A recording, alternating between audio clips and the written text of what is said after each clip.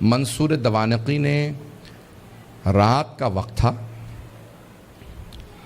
امام جعفر صادق کے گھر کو آگ لگوا دی۔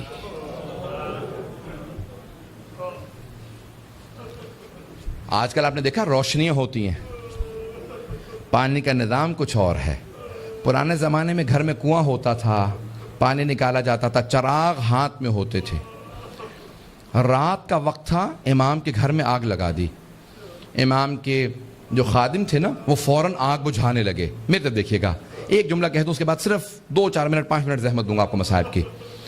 امام کے جتنے خادم تھے نا وہ سب کے سب آگ بجھانے لگے۔ امام اپنے گھر سے باہر نکلے، گھر میں آگ تھی۔ باہر نکلنے کے بعد نہ جانے صحن میں کیا دیکھا، ایک دیوار سے ٹیک لگا کے بیٹھ گئے اور زاروں قطار رونا شروع کر دیا۔ امام روتے جاتے تھے، خادم آگ بجھا رہے تھے۔ ایک خادم رکا، فوراً دوڑتا ہوا امام کی بارگاہ میں آیا کہ مولا کیا بات ہے، نہ آپ آگ بجھانے میں مدد کر رہے ہیں، نہ گھر سے باہر جا رہے ہیں، ایک طرف بیٹھ کے روتے چلے جا رہے ہیں، مولا کیا بات ہے، مجھے سمجھائیے کیوں اتنا رو رہے ہیں۔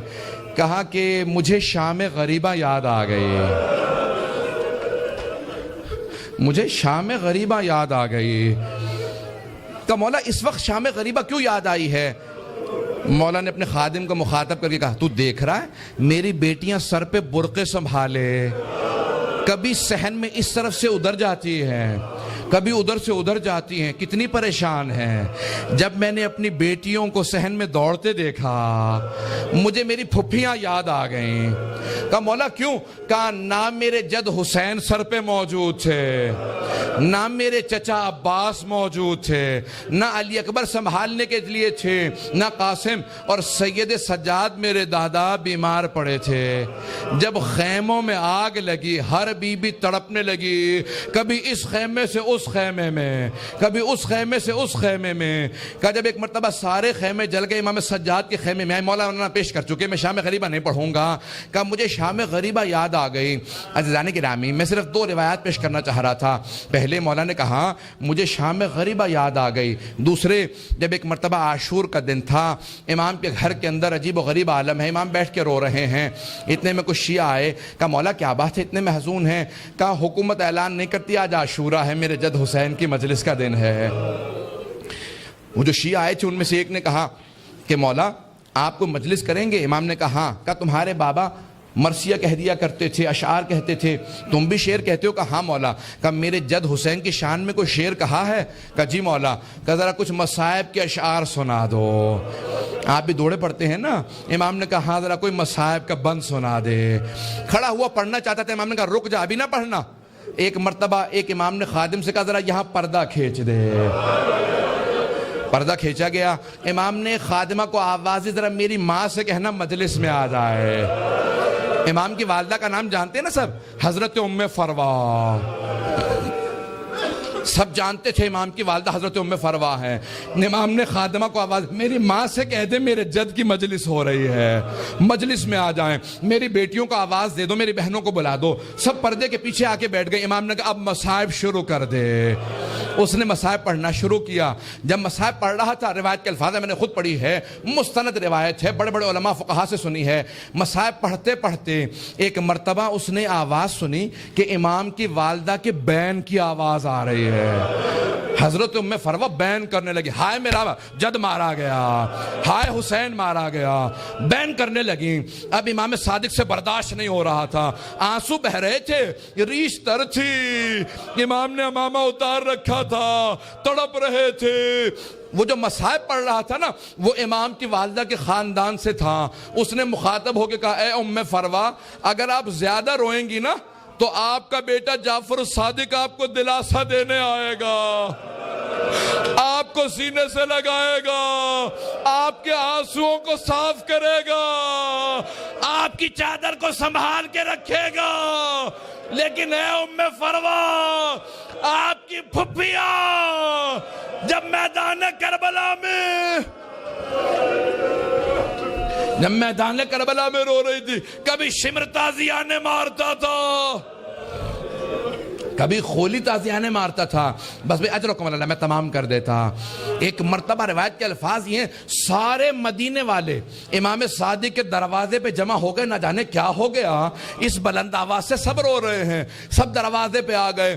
امام نے دروازے کی طرف اشارہ کیا. امام نے کہا الباب الباب، دروازہ بند کر دو، دروازہ بند کر دو. پوچھا مولا کیا بات ہے؟ کہا میرا چھوٹا سا بیٹا بے ہوش ہو گیا. کسی نے پوچھا یہ کون سا بیٹا؟ کہا موسیٰ کاظم. امام موسیٰ کاظم بھی برداشت نہیں کرتے تھے میری پھپھیوں کے مصائب اس طرح سے بیان کیے جائیں. رونے کے اوپر پابندی تھی. اجرکم اللہ. بس بھئی میں نے تمام کر دیا. ایک روایت کے چند جملے پیش کروں گا. آج کس کو پرسہ دیں گے؟ آپ نے امام صادق کی مجلس رکھی ہے نا، دو اماموں کو پرسہ دیں گے. ایک 12ویں امام علیہ السلام کو پرسہ دیں گے، اور ایک اس امام کو پرسہ دیں گے جس کا جنازہ پل بغداد پہ پڑا رہا. امام زمانہ کہتے ہیں میرا سلام و میرے جد موسیٰ کاظم پہ، کہ جس کا جنازہ اٹھانے کے لیے 4 مزدوروں کو پیسے دیے گئے.